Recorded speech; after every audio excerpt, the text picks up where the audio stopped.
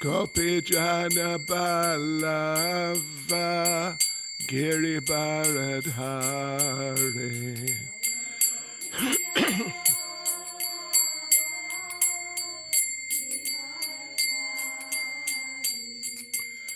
Gopijana Balava Giribaradhari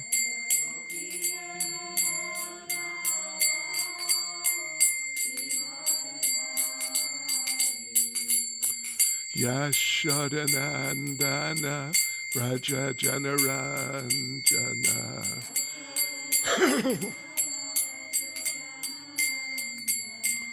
Yashodanandana Raja Janaranjana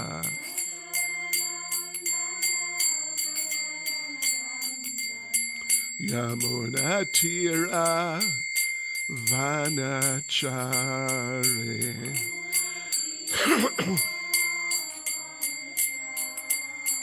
Yamunatira Vanachari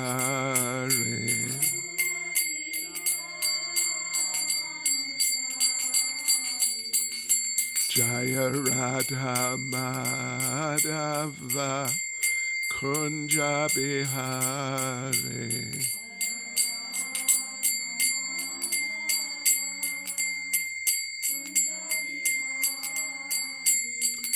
Jaya Radha Madhava Kunja Bihari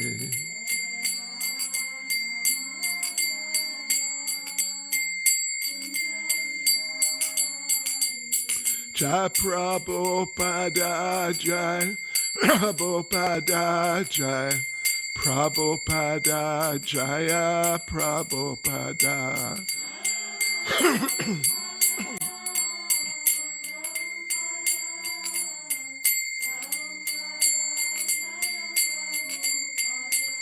Jaya Prabhupada Jai Prabhupada Jai Prabhupada Jaya Prabhupada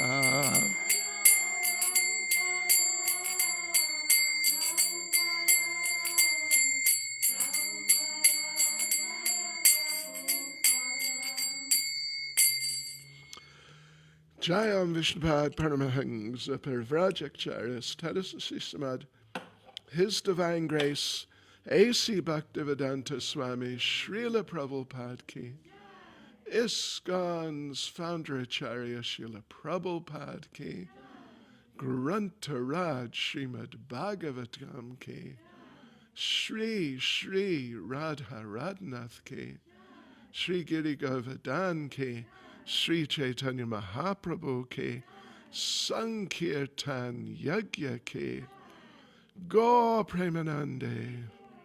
All glories to the assembled devotees. All glories to the assembled devotees. All glories to the assembled devotees. All glories to Sri Guru and Sri Gauranga. All glories to Srila Prabhupada.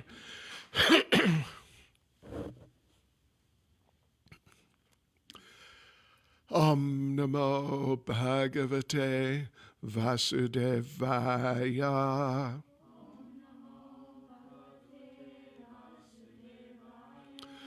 Om Namo Bhagavate Vasudevaya.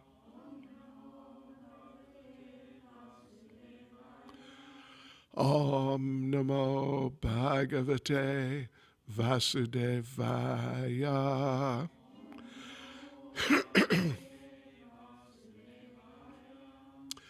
Srimad Bhagavatam, Canto 4, Chapter 1, Genealogical Table of the Daughters of Manu, Text 6.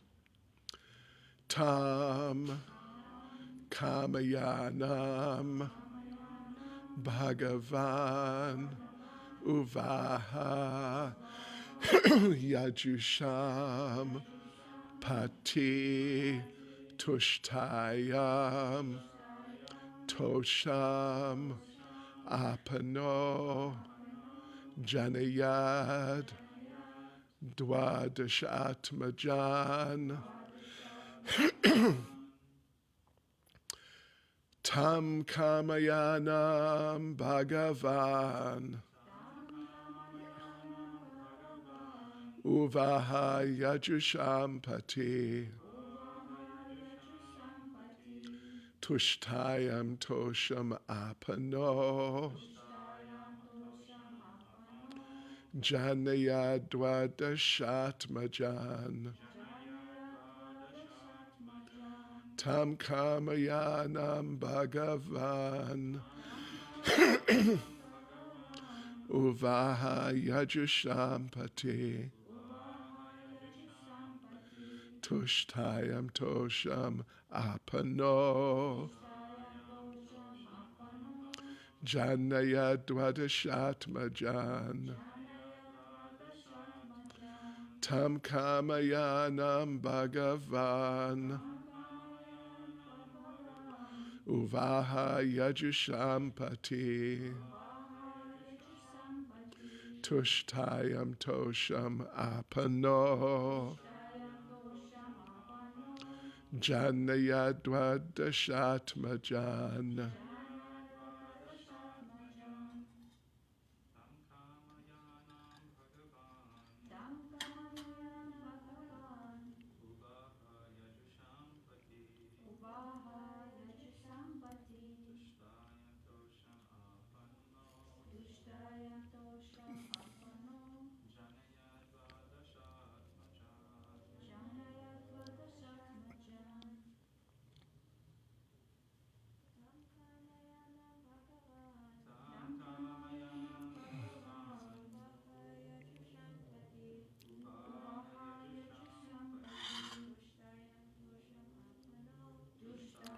Tosham Apano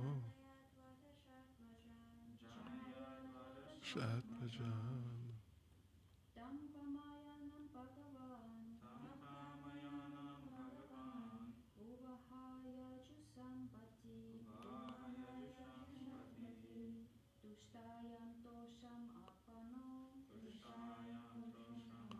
Ano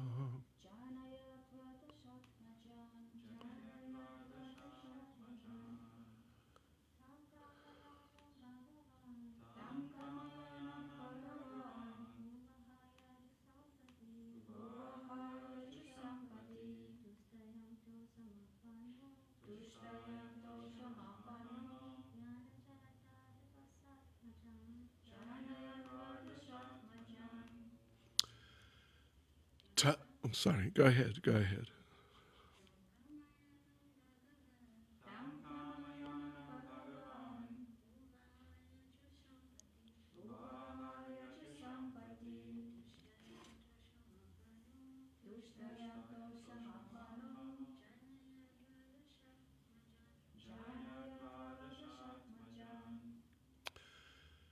Tam her Kamayanam desiring Bhagavan the Lord Uvaha married Yajusham of all sacrifices Pati master Tushtayam in his wife who was very much pleased Tosham great pleasure Apana having obtained Ajanayat gave birth Dwadasha 12 Atmajan sons.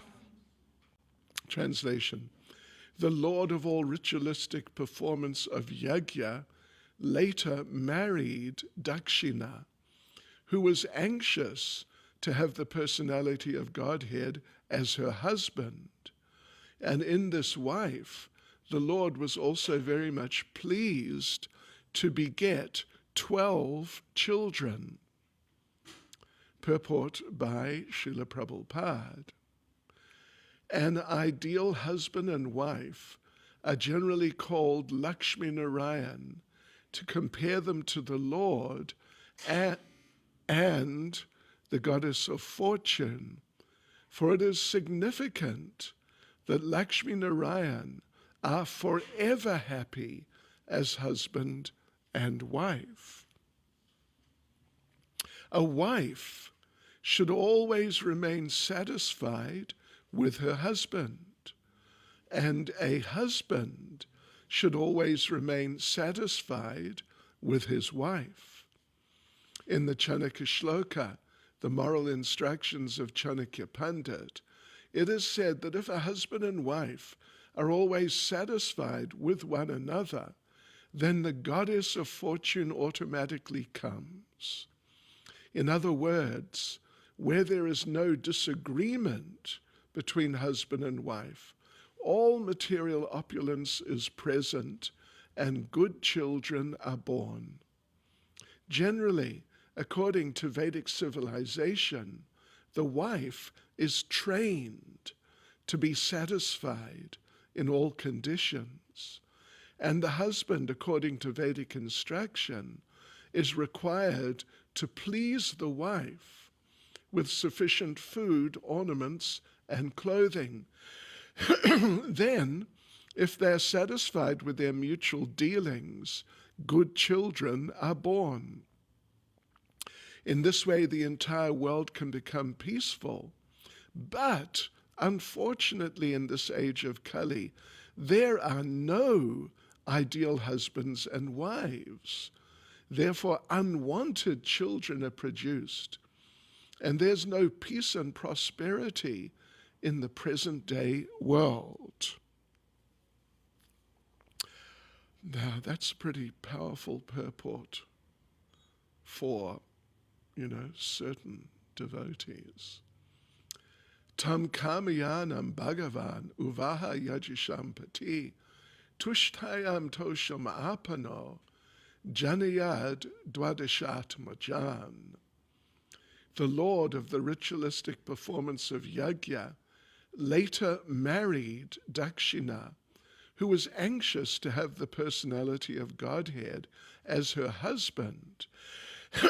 And in this wife, the Lord was also very much pleased to beget 12 children. Nama Om Vishnupada Krishna Presta Bhutale Shrimati Bhakti Vedanta Swaminiti Namane Namaste Saraswati Deve Gauravani Pracharane Nirvishesha Shunyavadi Pasachachadesha Tarane Sri Krishna Chaitanya Prabhu Nityananda Sri Advaita Gadadha Shivas Adi Gaura Bhakta Vrinda Hare Krishna, Krishna Krishna, Hare Hare, Hare Rama, Rama Rama, Hare Hare.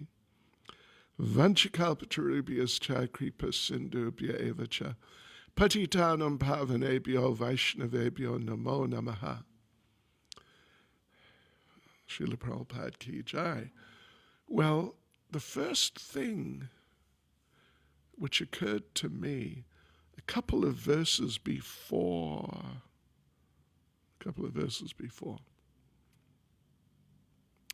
was that Akuti, the daughter of Swambhuva Manu, one of the daughters, and Ruchi, the great sage, Prajapati, so they gave birth, probably they gave birth to more than just those first two children mentioned, because he's a Prajapati. And the Prajapatis, they normally produced many children, even of all sorts, even different species. But the first thing that occurred to me was that these two, a brother and sister, they're twin brother and sister, and for, marriage, etc., to occur between brother and sister, in any civilized society, it's just doesn't happen.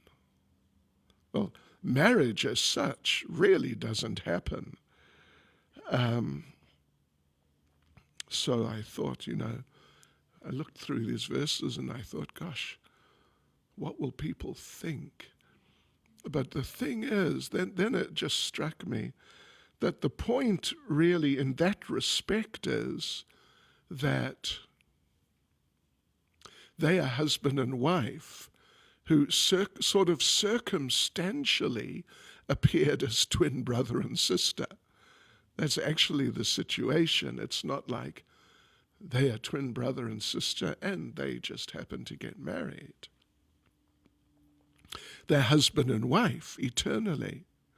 The Supreme Personality of Godhead and the Goddess of Fortune, they're eternal husband and wife. And Prabhupada refers to that in the purport. So they're husband and wife, but in the course of the Lord's pastimes here, they were to appear, they did appear, apparently as brother and sister, but actually the relationship is their husband and wife. And the brother and sister part is just some sort of, well, you could say circumstantial factor in the situation, and not to be looked at, from the other point of view, where, at least in civilized cultures, to my knowledge, such a thing, even marriage between like first cousins, where the parents are brother and, directly related, that is generally, I think, frowned upon, isn't it? It may happen sometimes, but when it does, it would normally appear in the newspaper, something like that. It's just a bit of a sort of, well, oh, I see, type of situation. So anyway, that's an important point. Otherwise we might get, so there's some confusion, could easily be there. But the point that Srila Prabhupada focuses on in the purport is that Dakshina, the daughter of Swayambhuva Manu and Shatarupa, she was anxious to have the Lord as a husband. And it's not that there were so many the Lord was appearing, in so many different forms at that time. It was special appearance of the Lord. And she was anxious to have him as her husband. And obviously, she was not seeing him as a brother. And then when they were married, the Lord was very pleased with her. And as Prabhupada says, they were both very pleased with each other as a married couple. And because they're Lakshmi Narayan. She's a partial expansion, but she's still an expansion. So, she's not quite the same as Lakshmi Devi, Mahalakshmi in person, but she's basically the same. And Lakshmi Narayan, as Prabhupada says, they're forever happy as husband and wife.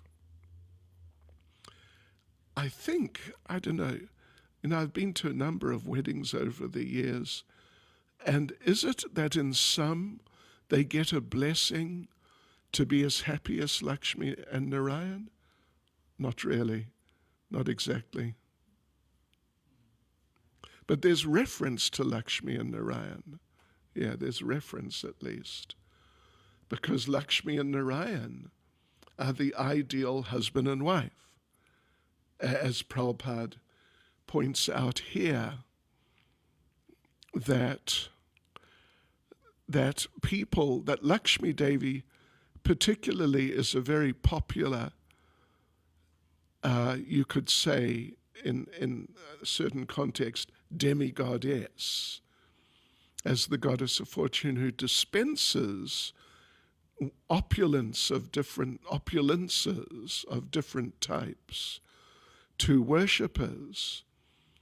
But Srila Prabhupada pointed out clearly that another name of Lakshmi Devi in that context is Chanchala, which literally means flickering. She can't focus her attention. Her attention just gets diverted so easily. In this context, from worshipper to worshipper, and then another worshipper, and then another worshipper. And so the first worshipper, of course, such a male, if we say such a man, really wants to get, he would like to get the ongoing mercy of Lakshmi Devi, an ongoing supply of opulence, of wealth. And so he worships her, and the first time he gets wealth, and he thinks, oh, very good. Can someone take this? I should have just switched the thing off completely. Give it to, oh, okay. I'm sorry, everyone out there in Facebook land. Yeah, right. But the second time, she may do the same puja, and just the program of worship might be precisely the same, but nothing comes. Yes. We used to have, well, I don't know, maybe we still do in England, a life member who was a very strong supporter and donor, and a wealthy man, a very wealthy man. His name was Charles Patel.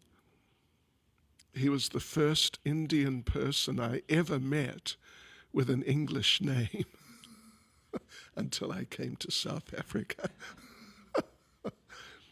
And I remember we did at Bhaktivedanta Manor some sort of, you could say, recognition of when the day of Lakshmi Puja came, which is around Diwali time, something.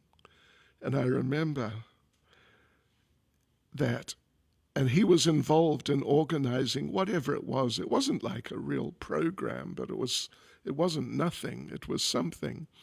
And some people came. And he told me, yes, Lakshmi Puja, I'm, on this day I worship Radha Gokulananda in Bhaktivedanta Manor. And he told me in a sort of knowing way, he leant over and he said, it works. It was quite interesting experience, which one of those few things that stuck in my mind over the years. But anyway, Lakshmi Narayan, people worship Lakshmi generally more than Narayan, and definitely they worship Lakshmi more than they worship Lakshmi Narayan. But Srila Prabhupada made the point that if you want mercy from Lakshmi, you really need to worship her with Narayan. Otherwise, Lakshmi, as is pointed out here, well, they're forever happy as husband and wife, or they're the ideal married couple. They're just the ideal couple. And in any marriage, if the wife is being approached by different men for, some, I don't know, favors or for something, then the husband's not going to be happy, and the wife won't be happy. So it's a very interesting situation in different ways.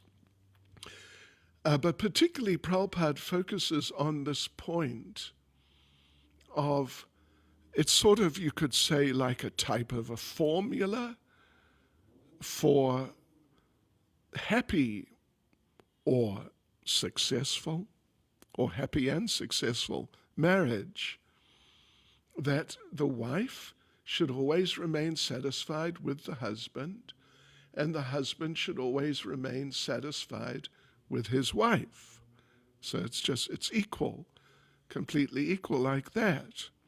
And as Prabhupada also points out, unfortunately in this age of Kali, there are no ideal husbands and wives.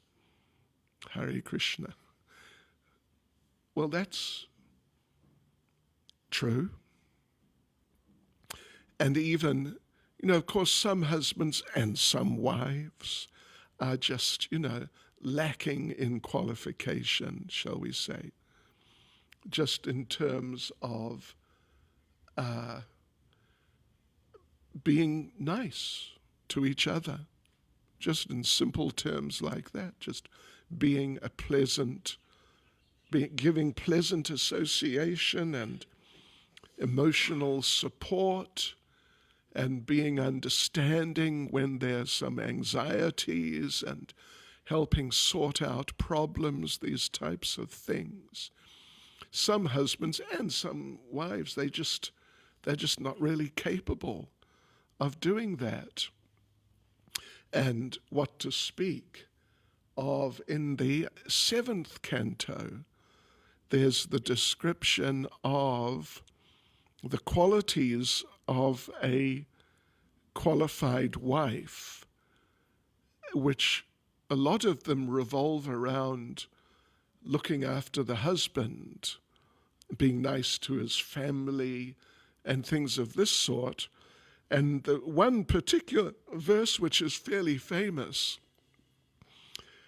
the verse says, I think it's Narada Muni speaking, if I'm not mistaken, that in these ways, a chaste wife should faithfully serve a husband who is not fallen.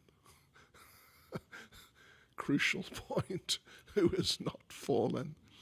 And then Prabhupada in the purport goes into describing, at least part of it is describing what is a fallen husband. I mean, you could say a fallen wife too.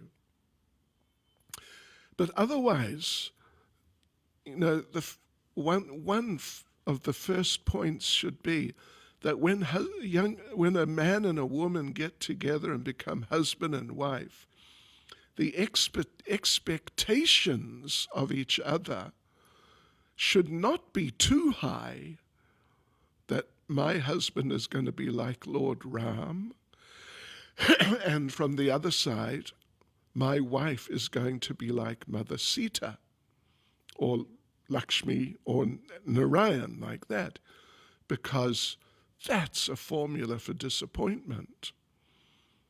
But, as Prabhupada says, the wife, according to Vedic civilization, the wife is trained to be satisfied in all conditions. And we see actually, even to this day in India to some degree, at least amongst the older generations,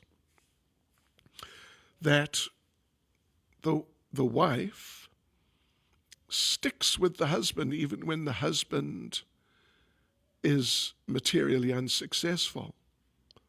Yeah, she doesn't just sort of spin off. and find a better candidate. And of course, classic example, which we just read of last year, I guess, or not long ago at all, was Devahuti, who was another daughter of Swayambhuva Manu, and who was married to Kardama, who was completely financially just impoverished.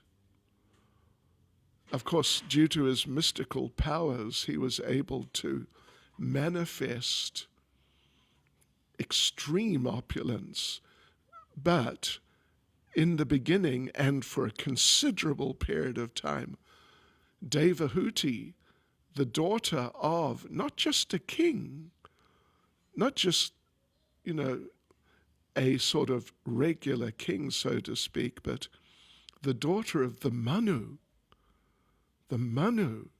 presiding deity of humankind, and with opulence of just unimaginable extent, she willingly and happily accepted this extreme poverty, literally living under a tree.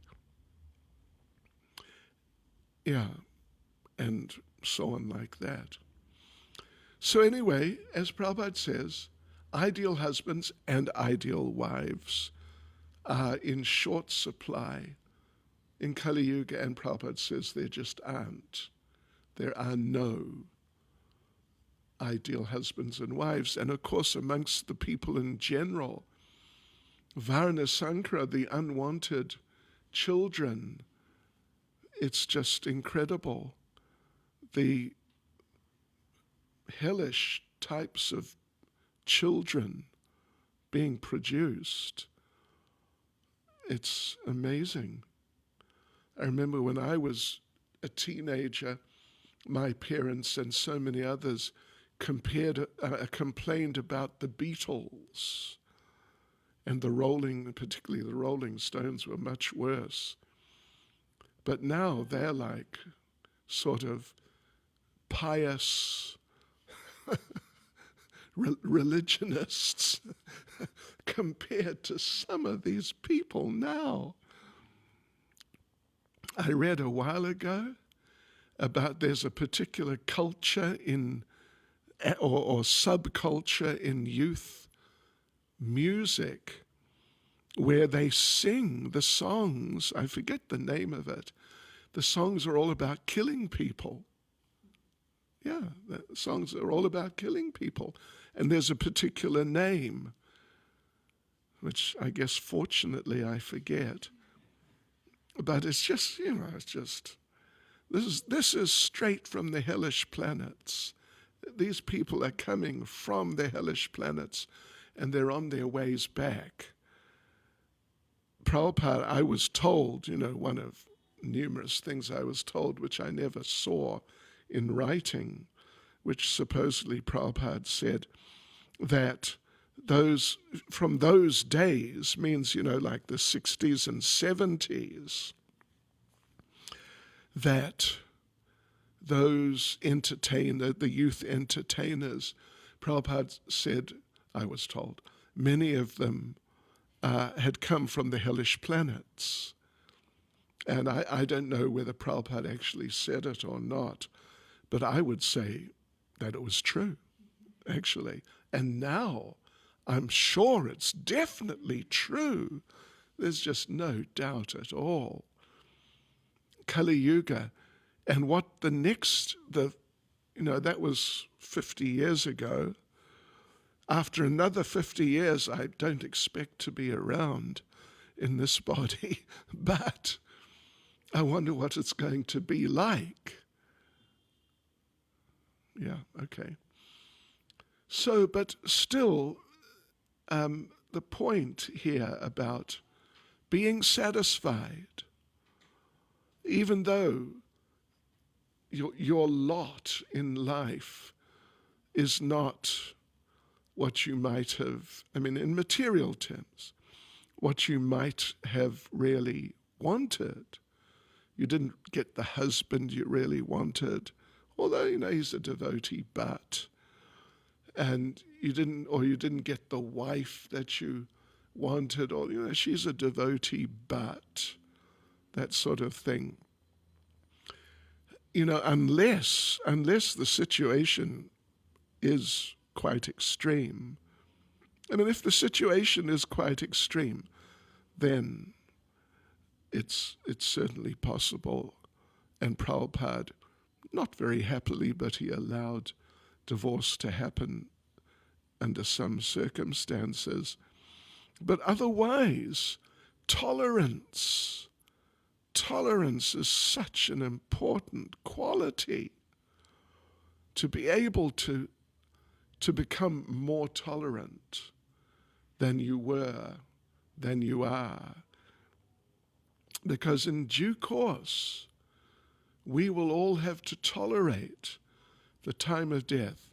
First of all, old age, which is a bit of a run-up, but then death itself, that's really a very extreme experience generally. And you have to be able to tolerate it. And unless you practice, like our Krishna consciousness, unless you practice, you can't really expect just to be Krishna conscious. It takes practice.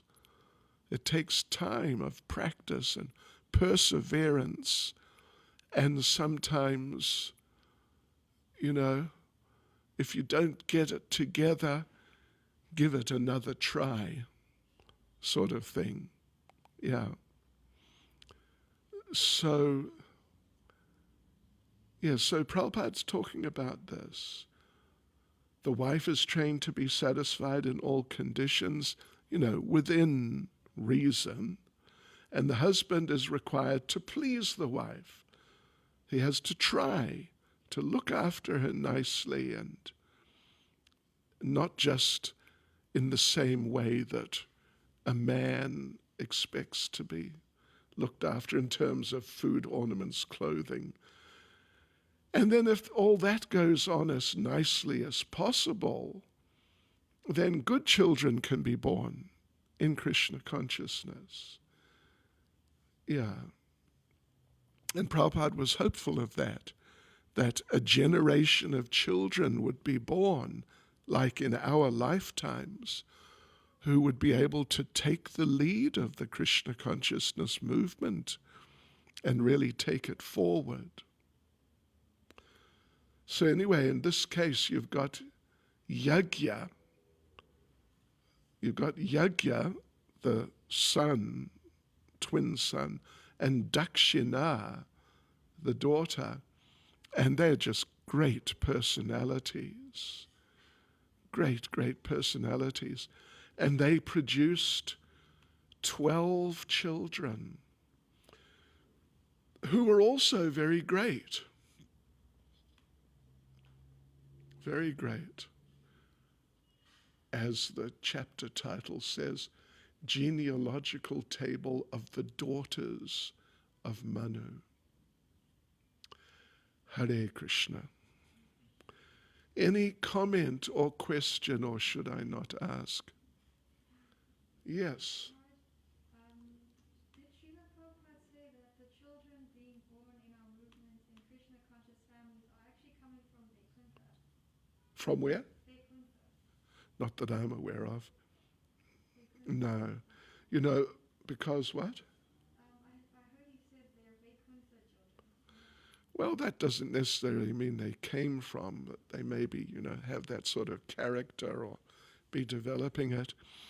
But, there was talk of children of our devotee couples from Prabhupada's time. There was talk of them being demigods. You heard that, right? Yeah. But demigods are sort of mixed devotees but at least they're devotees generally to some degree. But the idea, that some of the young ladies had, that my child is, almost like an avatar, or seriously, something like that, or at least a demigod or demigoddess, and, just super special amongst children. Well, I don't know. It seemed to me, not that I really observed that much, particularly in those days, but it seemed that they didn't, well, anyway, sometimes they didn't manage to carry on in Krishna consciousness after a while. So there may have been some, I'm just saying there may have been some sort of exaggerated idea in the minds of some of the parents about the qualifications of their children. But some of the children, of course now they're adults, and some of them are really good devotees. Yeah. Any other comment or question? Yes. When Krishna comes as an avatar, then he will also come with all of his associates in different forms. So I was wondering when Krishna, or when Krishna sends a Shaktivesh avatar like Srila Prabhupada, if his family members also are eternal associates. Not necessarily. Yeah. Prabhupada describes in Caitanya Charitamrita, even Advaita Acharya, he had 6 sons.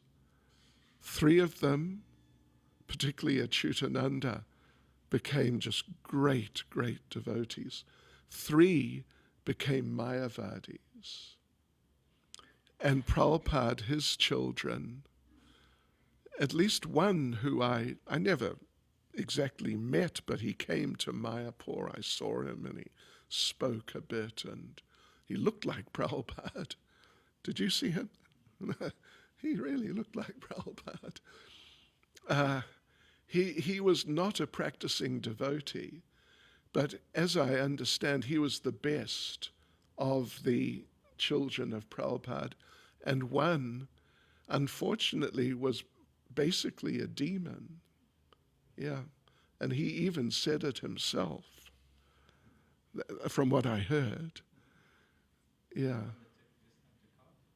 Huh? Oh, yeah. He took ISKCON to court, saying that, Prabhupada's possessions, means the whole movement and the BBT, were by, normal rights of inheritance. It was all his. Yeah.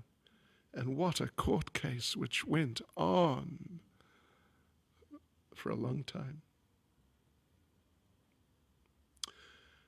Hare Krishna. Srila Prabhupada ki jai.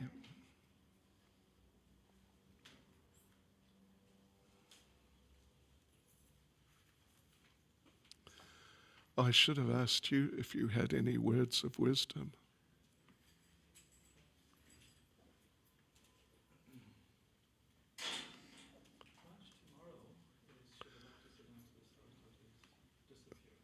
Disappearance, right. I